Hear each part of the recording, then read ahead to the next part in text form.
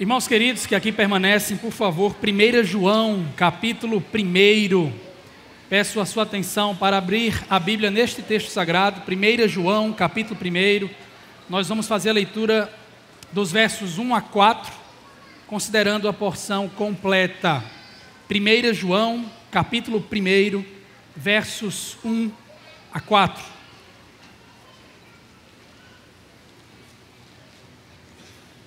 Iniciamos hoje uma nova série natalina.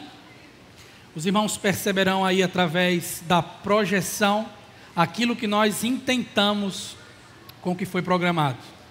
Ok? 1 de João, capítulo 1, versos 1 a 4. Leamos a escritura com santa reverência. O que era desde o princípio, o que ouvimos, o que vimos com os nossos olhos, o que contemplamos e as nossas mãos apalparam, isso proclamamos a respeito da palavra da vida. A vida se manifestou, nós a vimos e dela testemunhamos, e proclamamos a vocês a vida eterna, que estava com o Pai e nos foi manifestada. Nós lhes proclamamos o que vimos e ouvimos, para que vocês também tenham comunhão conosco.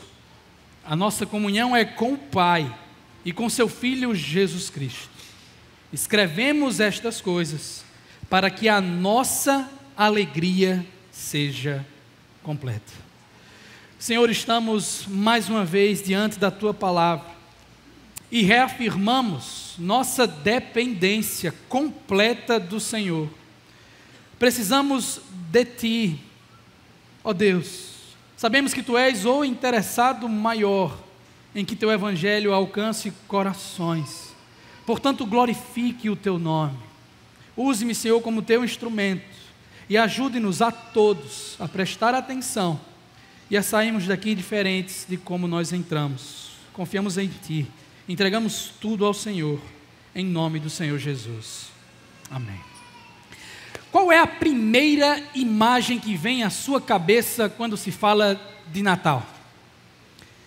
Será que são presentes embaixo de uma árvore enfeitada? Ou uma fila de crianças para tirar foto com o Papai Noel no shopping?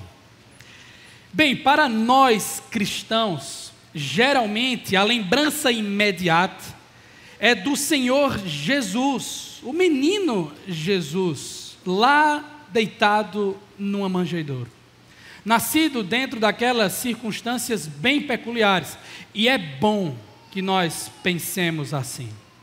Por outro lado, irmãos, entendamos que esta não é a figura completa, não é a história inteira, porque os textos dos evangelhos de Marcos e Lucas, os únicos que relatam o nascimento de Jesus, eles apenas introduzem, e isso historicamente, o dogma ou a doutrina inegociável da encarnação.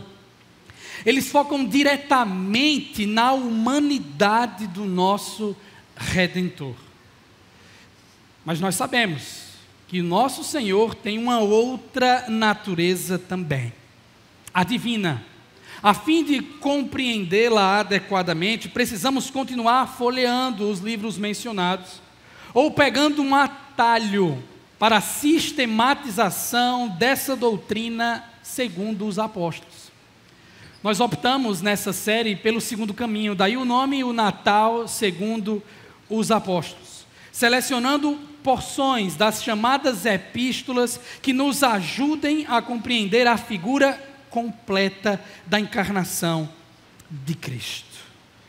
Isso é determinante, irmãos. Não é algo importante apenas por conta do Natal, do momento em que nós estamos vivendo, mas para a nossa própria fé.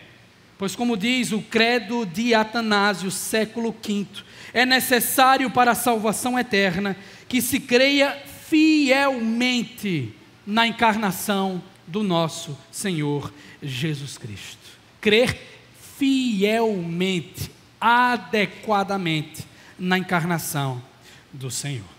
O primeiro livro escolhido, portanto, é 1 João, um que desde já, vale a pena dizer, ele foge dos padrões. Logo de cara, perceba, ele não se submete à estrutura usual de uma epístola, com autor, destinatário, saudação, destinatário, conclusão.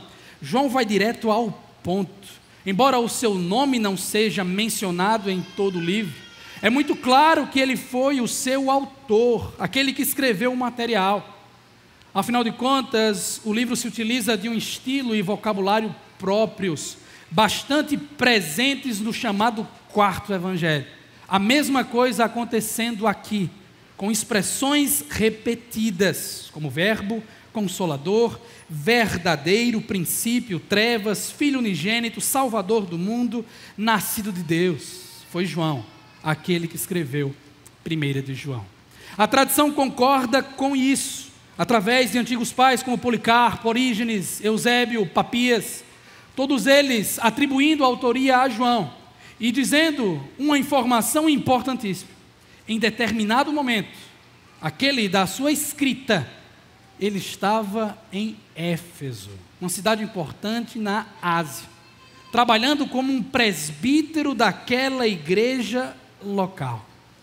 Os antigos pais falavam de tempos sombrios enfrentados por aquela comunidade, com o crescimento, a importunação de alguns inimigos da fé, que se levantavam e pregavam uma versão adulterada da encarnação do Senhor. O seu líder era um homem chamado Cerinto, o qual, nas palavras de Irineu de Alexandria, preste atenção, representava Jesus como não tendo sido nascido de uma virgem, mas como sendo filho de José e Maria, segundo o curso comum da geração humana, enquanto que era, não obstante, mais justo, prudente e sábio do que os outros homens. Além disso, depois do batismo, Cristo desceu sobre esse Jesus, em forma de pomba, vindo do Supremo Regente, depois proclamando o desconhecido Pai e realizando milagres. Mas por fim, Cristo separou-se de Jesus. E então Jesus sofreu e ressuscitou, enquanto Cristo permaneceu impassível, visto que era um ser espiritual. Resumindo tudo aqui, havia uma crença pregada por esse Cerinto, grande opositor da cidade de Éfeso, daquela igreja, de que Jesus e Cristo eram entidades distintas, que Jesus era apenas um homem, e que Cristo, no caso divino, desceu sobre Jesus no momento do batismo, o dando condições para realizar o seu ministério, mas se afastando dele no momento da morte na cruz do Calvário. Uma heresia nociva. E desde já nós podemos inferir a partir deste contexto e das palavras do livro, que o propósito principal da escrita na mente do autor era proteger a igreja desse ensino falso, dessa versão adulterada da encarnação, assim protegendo e fortalecendo o povo de Deus, os irmãos daquela igreja, chamados afetuosamente, em vários momentos do livro, de meus filhinhos. Ele faz isso de forma amorosa, ensinando a doutrina correta para fortalecer os irmãos. Penso que nós podemos copiar um pouco aqui o intuito do João, para também trazer aplicações para a nossa comunidade. Repetindo, nós também fortalecemos a nossa fé e somos protegidos ao entender apropriadamente, fielmente, a encarnação de Cristo. Essa é a nossa grande mensagem de hoje. O que nos leva à pergunta: o que é que nós devemos entender fielmente sobre a encarnação? Quais são as coisas peculiares da doutrina bíblica que não podem passar despercebidas deste momento de pregação? Acompanhe comigo em primeiro lugar, versículo de número 1. Nós precisamos entender que a palavra da vida é o eterno que se fez carne. Essa é a primeira coisa que vai nos proteger e fortalecer a nossa fé. Entender que a palavra da vida é o eterno que se fez carne. Olhos no texto, percebam como ele começa com tudo. O que era desde o princípio. O que era desde o princípio. Essa é uma expressão muito repetida nas cartas joaninas, mas também empregada em outro livro de sua autoria, o Evangelho segundo João. Eu peço que você até mantenha os dois textos em suas aberturas em disposição, para que você possa perceber a quantidade de paralelos que existem. Lá, o apóstolo diz: no princípio era a palavra. No princípio era o Logos. Traduzimos isso por verbo ou palavra, um termo da língua grega cheio de significado, com dois grandes panoramas. O primeiro deles, mais predominante, vem da cultura do próprio João, que era judeu. Lá na teologia do Antigo Testamento, o Logos, a palavra, dizia respeito a toda a atividade de Deus, seja na criação ou na sustentação do mundo. É por isso que o autor aos Hebreus registra que pela fé nós sabemos que o universo foi formado pelo Logos, pela palavra de Deus. Deus fala e as coisas acontecem. No princípio era essa palavra de Deus. O segundo background vem da cultura e da influência gregas, que exercia grande impacto naquele mundo helenizado do primeiro século. O Logos, segundo os filósofos, significava o princípio impessoal e fundamental que governava todas as coisas, de onde tudo é derivado. Para alguns, esse Logos é o ar, para outros é a água, é a terra, mas para o escritor bíblico, o Logos é uma pessoa, é Cristo. No princípio é a palavra, é o Logos. Assim como lá no Evangelho, agora em sua primeira carta, o evangelista reforça a doutrina da eternidade do Filho. Porque o Filho, o Logos, a palavra, está para antes do tempo, pois ele é, de fato, o Criador do tempo. Dentro das nossas possibilidades de compreensão humana, João escreve que o Logos, a palavra, desde o princípio já era. Ou seja, já existia continuamente, antes mesmo da convenção temporal que nós chamamos de início.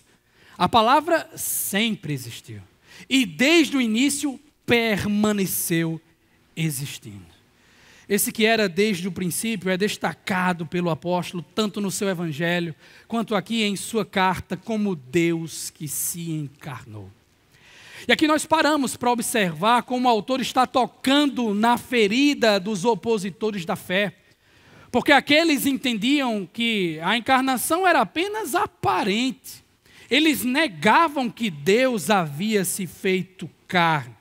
Na cabeça deles não entrava o ensinamento de que o ser supremo espiritual poderia condescender estando em forma carnal, porque a alma era boa, o corpo não. O corpo era desprezível, sendo então a encarnação coisa da mais absurda possível. Eles eram docéticos, imaginando que a encarnação era apenas aparente. Parece que ele é Deus, porque ele é prudente, ele é justo, ele é sábio, ele é melhor que os outros. Mas ele não é Deus, coisa nenhuma.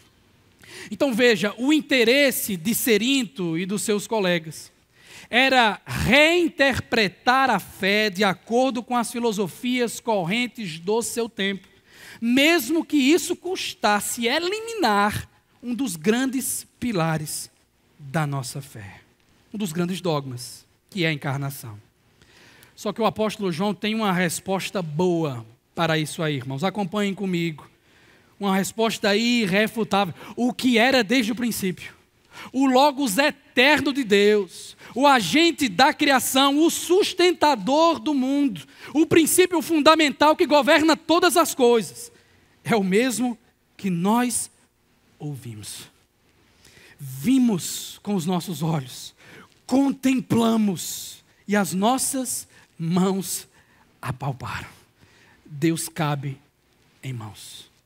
Eu concordo com John Stott quando ele assevera que o Verbo se fez carne e assim se apresentou aos sentidos mais elevados dos homens. Vamos por parte. Em primeiro lugar, ouvimos.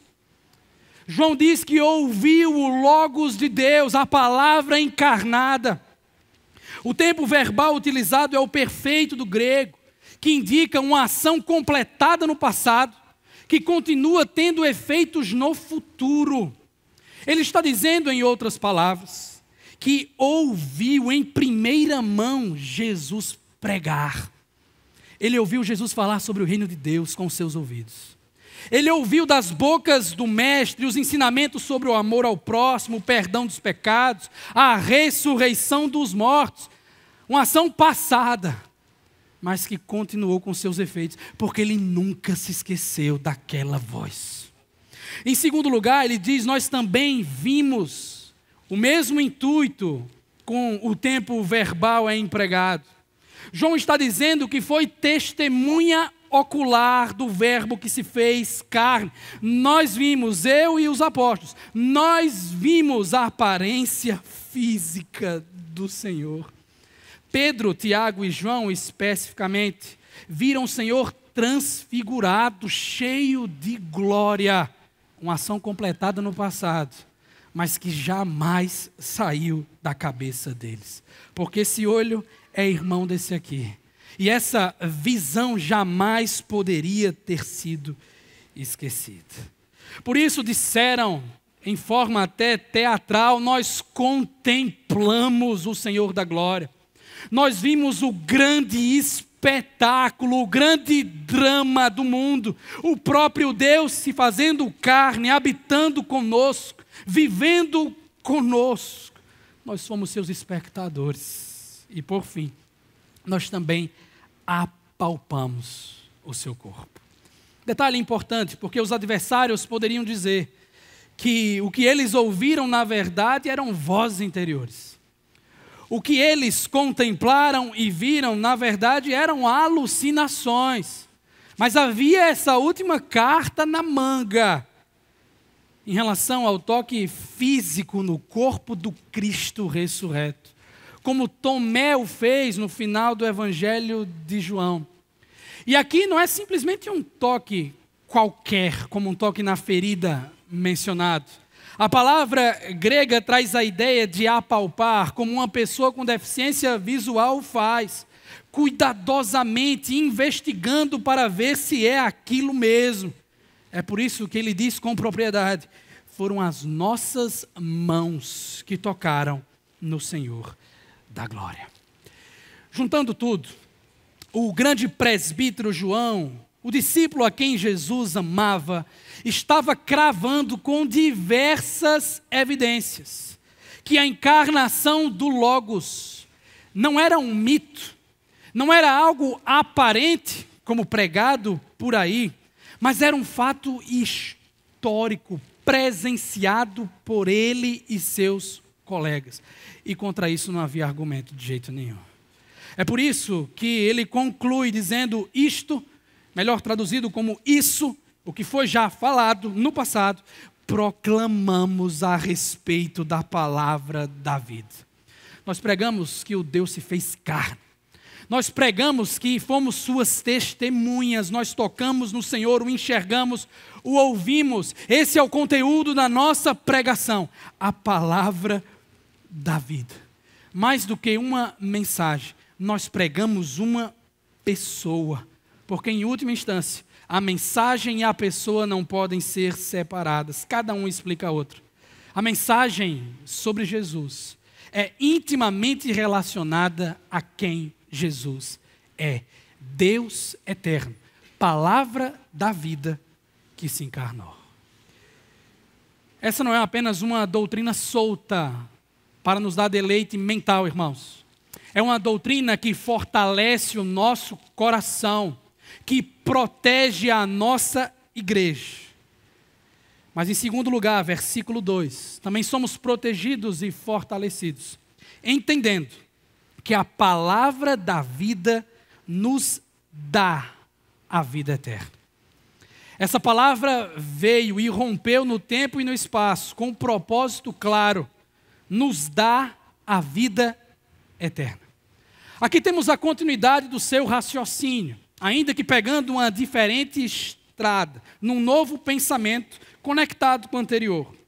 Ele afirma que a vida se manifestou, tratando o substantivo vida como um sinônimo de palavra da vida, versículo 1. A palavra da vida se manifestou.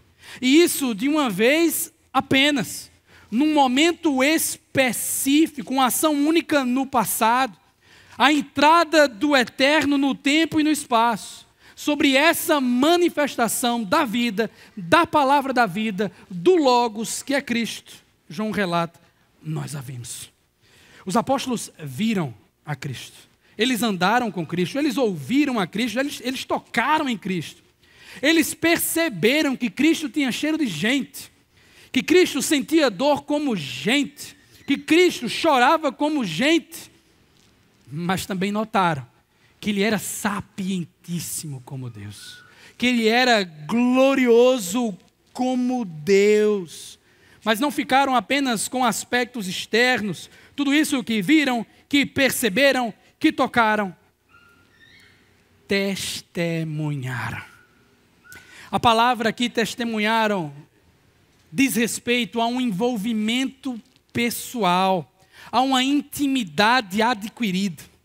Quando a gente fala de testemunho na Bíblia, ou estamos falando de um testemunho verbal, isto é, a pregação, nós falando sobre Cristo, ou estamos falando de um testemunho de vida, de algo que nós fazemos enquanto cartas vivas do Senhor. João está dizendo aqui que testemunha com a vida, e não necessariamente com a palavra. Ele traz à tona um envolvimento de autoridade, de experiência, porque ele se envolveu intimamente com a palavra da vida. Eles não só tinham informações acerca do Cristo, eles não só tinham as doutrinas corretas acerca da encarnação, eles tinham Cristo em seu coração. Eles guardavam Cristo interiormente como seu Salvador, e não apenas em um momento singular da vida, mas constantemente. Diferente daqueles heréticos que uma vez eram parte da igreja, mas depois abandonaram a crença no Deus encarnado. Pense no privilégio dessa revelação em primeira mão que João e os apóstolos receberam. Estando com o Senhor dia após dia, um verdadeiro privilégio, revelação em primeira mão. Mas perceba, essa revelação não foi restrita a esse primeiro grupo. É por isso que nós lemos e proclamamos a vocês a vida eterna. Nós tocamos, nós ouvimos, nós contemplamos, mas isso que nós recebemos, proclamamos a vocês. João era pregador. Ele tinha um conteúdo em sua proclamação para as igrejas do primeiro século. Que conteúdo era esse, irmãos? A vida eterna. Não pense você aqui simplesmente na qualidade da vida, como ser bom existir para sempre. Não pense nem mesmo na bonança ininterrupta que não vai se acabar. Tudo isso faz parte. Mas vida eterna aqui, mais uma vez, é um sinônimo de manifestada vida, de proclamada vida, de logos, de palavra da vida. Portanto, a palavra proclamada, a vida pregada, o logos anunciado é Cristo Jesus. O eterno que se fez carne, que se deu a si mesmo por nós. Os apóstolos não inventaram essa mensagem. Eles não criaram isso do nada. Eles simplesmente repassaram aquilo que receberam. Porque o que receberam foi revelação. Porque essa vida eterna não é fruto do esforço do homem. A vida eterna, que é o presente gratuito em Cristo Jesus, não vem nem mesmo por operação dos apóstolos. A vida eterna estava com o Pai. e nos foi manifestado. Paralelo inegável com o primeiro e segundo verso do Evangelho de João. No princípio era a palavra estava com Deus, a palavra era Deus, ele estava com Deus no princípio. E no verso 14, aquele que é a palavra se tornou carne e habitou entre nós. A origem e o pertencimento da vida eterna são de Deus. A própria vida eterna é o nosso Senhor. Se entendemos isso, que a palavra se fez carne e se deu a si mesmo por nós, nós somos fortalecidos em nossa fé. Somos protegidos pelo Senhor. Terceiro e último lugar, versos 3 e 4. Também somos fortalecidos, protegidos pelo Senhor, entendendo que a palavra da vida nos dá comunhão e alegria plenas. Entendendo que a palavra da vida nos dá comunhão e alegria plenas. Vejam que algumas expressões são repetidas aqui. O que vimos, ouvimos, vocês já sabem, tudo isso relacionado à proclamação. Mas veja, essa proclamação não é uma pregação por si só. Ela visa alcançar certos objetivos, 2, para ser mais específicos, já anunciados: comunhão e alegria. Em primeiro lugar, o intuito da pregação do presbítero João é para que haja comunhão entre ele, os apóstolos e os leitores da carta. Vocês já sabem o que é comunhão. Já temos falado muito sobre isso aqui. Longe de ser algo relacionado a divertimento, lazer, programação informal. Comunhão é compartilhamento. 19 usos no Novo Testamento, sendo a maioria deles relacionado a dinheiro, a posse. Nós compartilhamos o que nós temos uns com os outros. Mas cuidado, nem sempre é essa a interpretação correta em todos os textos. Aqui em 1 João não estamos falando de posses. Não estamos falando de compartilhamento de dinheiro. Precisamos de muito cuidado. Porque nas palavras do reverendo Augustus, a comunhão que João tem em mente é principalmente a unidade doutrinária entre os seus leitores e os apóstolos com respeito à pessoa e à obra de Cristo. Aqui, irmãos, comunhão é o que nós chamamos de comunhão dos santos.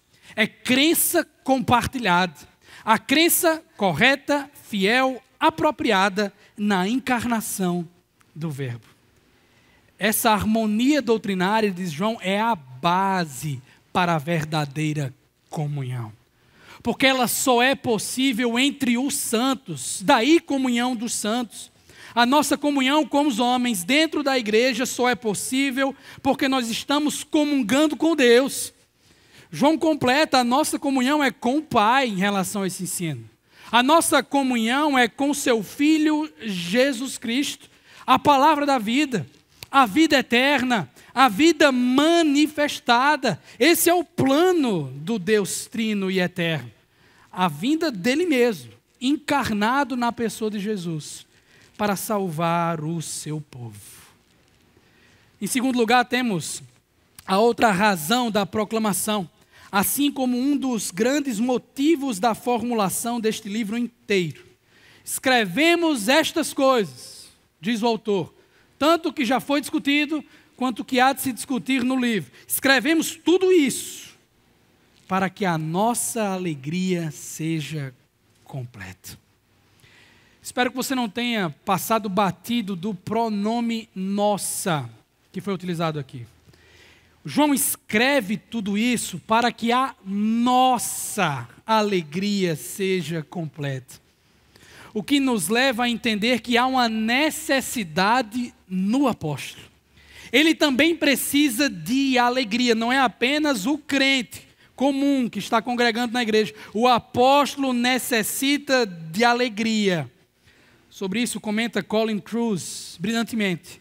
O autor reconhece que a sua própria alegria em Cristo não pode ser completa se seus irmãos crentes, pelos quais ele sente responsabilidade, estão em perigos de se afastar da verdade ao se envolverem em outra comunhão.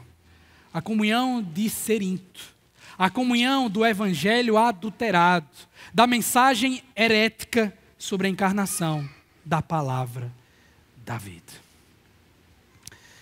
Passada a exposição, irmãos, como viveremos? Como responderemos a isso aqui? O que dizer, o que fazer, o que pensar diante do texto que nós temos em mãos? Será que tudo o que nós aprendemos aqui é coisa do passado, que não tem a ver com a nossa vivência hoje? Bem, eu penso que antes de tudo, uma questão urgente a ser considerada é notar o perigo, atual também, de se reinterpretar a fé de acordo com as filosofias famosas do nosso tempo. Isso também acontece hoje. Nos tempos de João, o gnosticismo estava crescendo, se iniciando.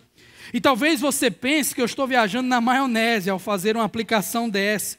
Mas as pessoas continuam tentando descobrir o que é o cristianismo ou interpretar o que é o cristianismo com base nos pensamentos que permeiam a nossa realidade hoje. Jesus é apenas um grande exemplo ético a ser seguido. Jesus é só um grande mestre, muito prudente, muito justo, muito sábio. Podemos aprender muito dele. Jesus, na verdade, é apenas um espírito elevado. A sua missão era somente libertar os pobres da opressão social. Jesus veio mesmo para te ensinar a amar mais, a se aceitar mais, a desfrutar a vida sem preocupação alguma. Jesus quer te fazer rico. Não, Jesus ele é coisa usada apenas para oprimir a liberdade das pessoas. E assim, de forma bem sutil, liberais, materialistas, pós-estruturalistas, gnósticos, consumistas, continuam até hoje mentindo ao povo de Deus. E o pior de tudo, irmão, é que às vezes isso chega dentro das nossas comunidades de fé. É aí que entra a necessidade da doutrina correta, a importância da confessionalidade, de compreender bem, conforme as Escrituras, a nossa regra de fé infalível, o que de fato Deus nos ensina. É por isso que a disciplina eclesiástica é importantíssima, porque não dá para tolerar algo que destrói a igreja do Senhor. Um pilar da nossa fé como a encarnação do Verbo. Nós precisamos de proteção, nós precisamos de fortalecimento da doutrina correta. Por isso clamo à igreja, voltemos à Escritura. Nós não podemos interpretar a nossa fé com base no que simplesmente homens dizem e constroem por aí. Nós cremos que a Bíblia é a palavra de Deus. Nós cremos que Cristo é a palavra encarnada. Nós confiamos no testemunho dos apóstolos, porque tudo isso é inerrante. A doutrina certa. Com a adição, irmãos, da experiência pessoal. E aqui há um toque importante que precisa ser feito mais uma vez. Porque as pessoas acham que dentro de igrejas reformadas não há espaço para a experiência. Não há espaço para o encanto, não há espaço para o choro, para a prostração diante do Senhor. Teologia reformada é coisa da mente, doutrina é coisa do intelecto. Não, meu irmão. A doutrina doce da Escritura nos desce ao coração, é mais doce do que o mel. Igreja reformada não é somente. É verdade que nós não podemos ouvir a voz literal de Jesus, mas quando abrimos a Escritura Sagrada, Deus abre a sua boca. É verdade, meu querido irmão, que nós não podemos ver o corpo físico de Jesus como João, mas como mesmo falou, bem-aventurados são aqueles que não viram e creram. É verdade, nós não podemos tocar a carne de Jesus hoje, mas podemos ser tocados por sua mão, através do Evangelho da Graça pregado domingo após domingo. Podemos participar dos sacramentos que nos lembram que o seu corpo foi partido por nós. E com essa doutrina correta, doce que nos desce ao coração, nós somos fortalecidos na fé.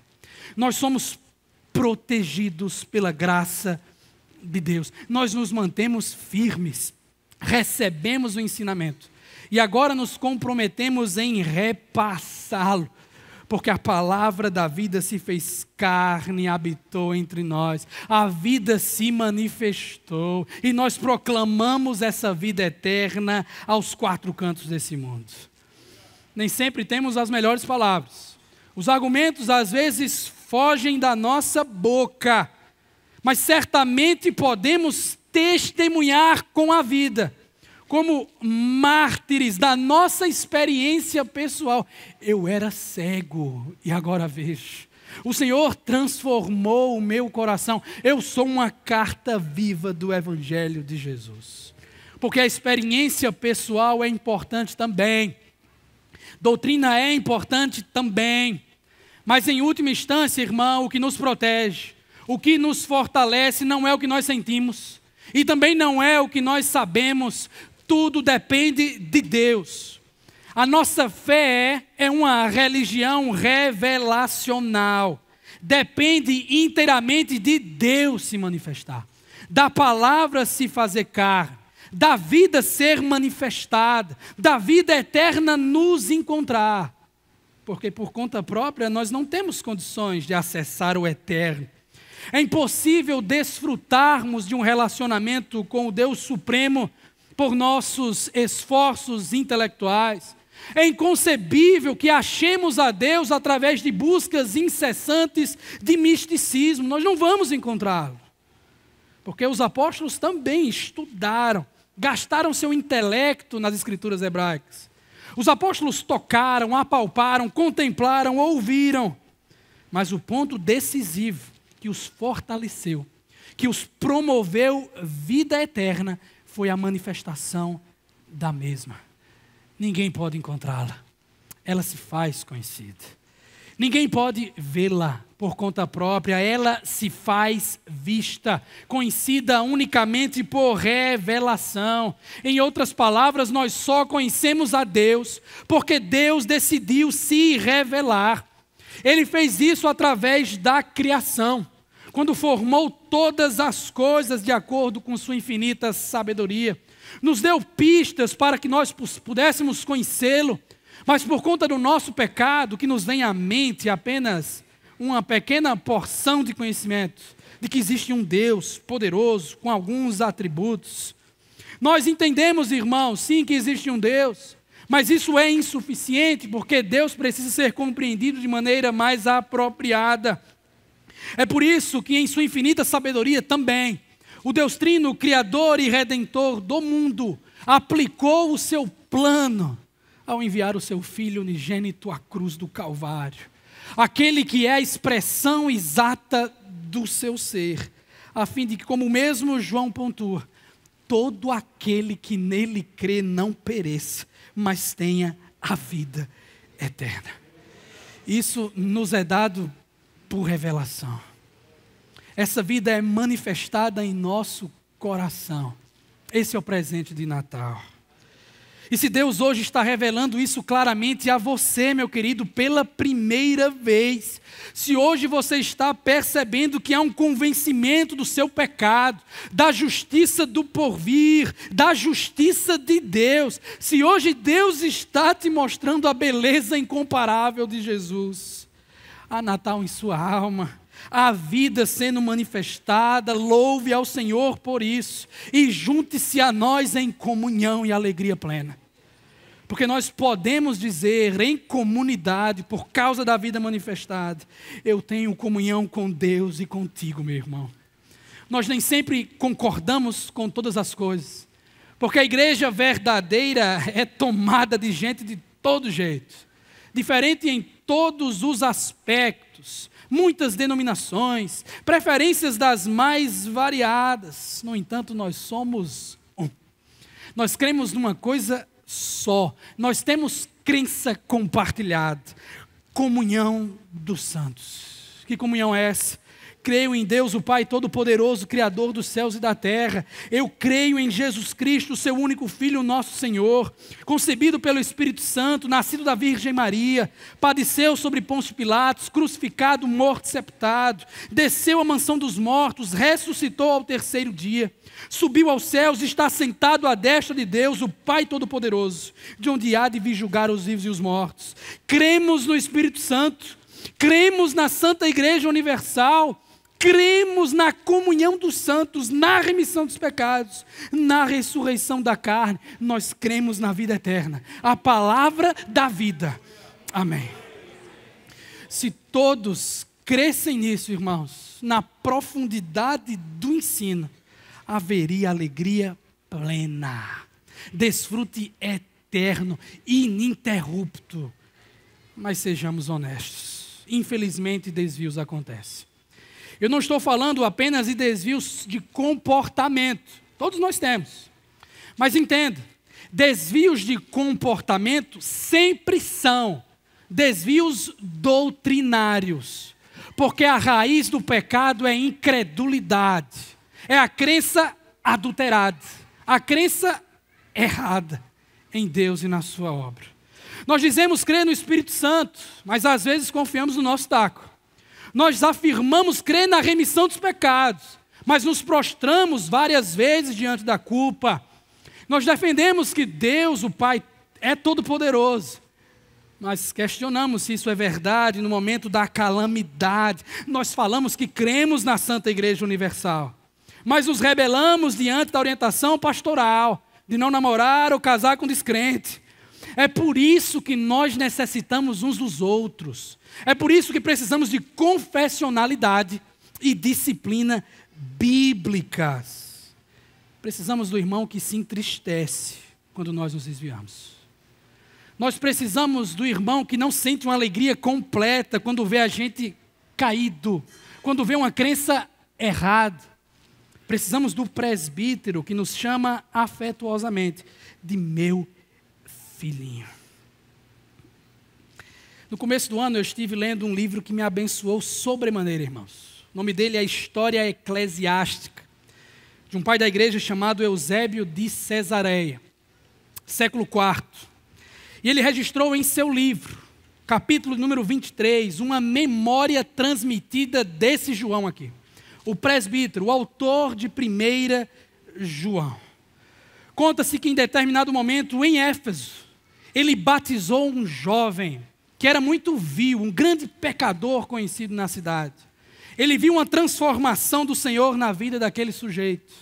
Batizou o rapaz, ficou feliz com os seus primeiros avanços, mas precisava prosseguir a sua missão de pregação em outros lugares. Assim falou com a liderança daquela igreja, para que tomassem conta do garoto, para que o ajudassem no discipulado. O problema é que João se foi. E esses líderes que ficaram baixaram a guarda. Não tiveram tanto cuidado como deveriam. Então o jovem passou a ser seduzido pelo pecado. Começou a andar com más companhias e se viu envolvido com roubos naquela região. Ele sabia que em sua consciência ele estava pecando, que os seus atos eram graves, que seus crimes eram sérios, mas infelizmente, por falta de maturidade, imaginou que não tinha volta, que Deus não o aceitaria novamente. Ele passou a perder a esperança na misericórdia de Deus. E aí, julgando-se perdido para sempre, mergulhou de vez no crime. E como Eusébio descreve, ele se tornou o chefe criminoso do tempo, ousado, violento, truculento entre todos os outros. Só que depois de algum tempo, o apóstolo João retornou a Éfeso. Tomou nota daquilo que tinha acontecido com o rapaz que ele batizou. Ficou triste em ver a comunhão perdida. Rasgou as suas vestes e pediu rapidamente que um cavalo fosse dado para que ele corresse atrás do esconderijo do sujeito. Isso foi feito. João pegou o cavalo, correu até o esconderijo, lá no momento específico, encontrando um monte de ladrões que tentaram prender o presbítero escritor de 1 João. Ele não resistiu, mas pediu que pudesse encontrar o líder daqueles ladrões. Isso foi concedido. Lá estava diante dele o jovem de pé, armado até os dentes, até que ele avista João se aproximando de si, o reconhece e então sai correndo cheio de vergonha. O apóstolo, com seus 70 ou 80 anos, se esquece da idade e o persegue ferrenhamente, gritando com todas as forças: "Por que foges de mim, meu filhinho, desarmado e ancião? Não temas, ainda tens a esperança da vida. Eu darei contas de ti a Cristo. Se necessário, suportarei de bom grado a morte, como o Senhor sofreu a morte por nós. Por ti darei a vida, levanta, crê, foi Cristo quem me enviou." Nesse momento o jovem parou, baixou a sua cabeça, soltou as armas e começou a tremer e a chorar copiosamente. Ao que João o abraçou, escutou os seus pecados confessados e viu o jovem batizado de novo, desta vez com lágrimas. E o resto eu deixo com Eusébio. João, comprometendo-se, assegurando-lhe sob juramento que ele iria encontrar o perdão do Salvador, ajoelhou-se diante dele, beijou-lhe a mão direita e o levou de volta para a igreja, intercedendo por ele com orações abundantes, lutando junto com ele com jejuns contínuos. Não se afastou até reintegrá-lo à igreja, provendo um grande exemplo de verdadeiro arrependimento. Porque João queria alegria completa. Porque João se entristeceu com o pecado do seu irmão. Essa é a nossa disposição também, irmãos. Quando vemos desvios doutrinários e, por conseguinte, comportamentais uns dos outros. É assim que nós cuidamos uns dos outros, chorando, jejuando, correndo atrás do irmão, dando a nossa vida em sacrifício por ele.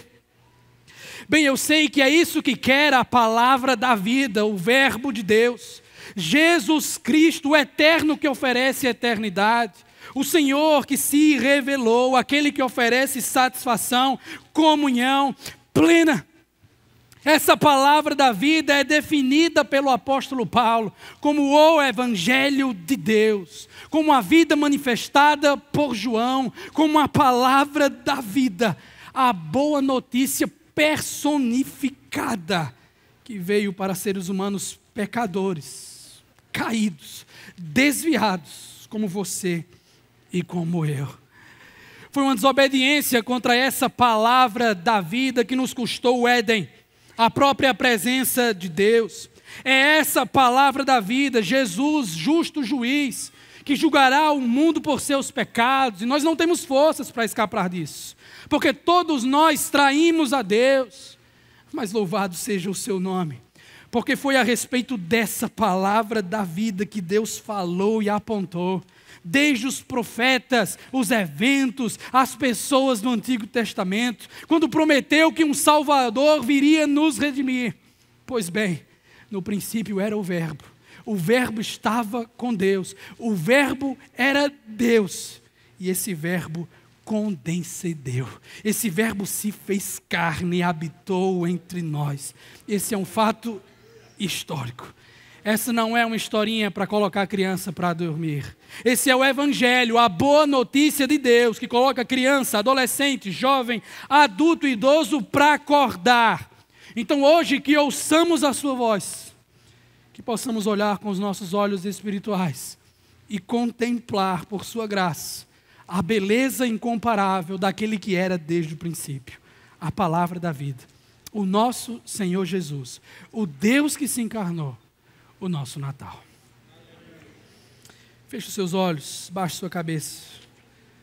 Vamos respondê-lo com gratidão no coração e com louvor em nossos lábios.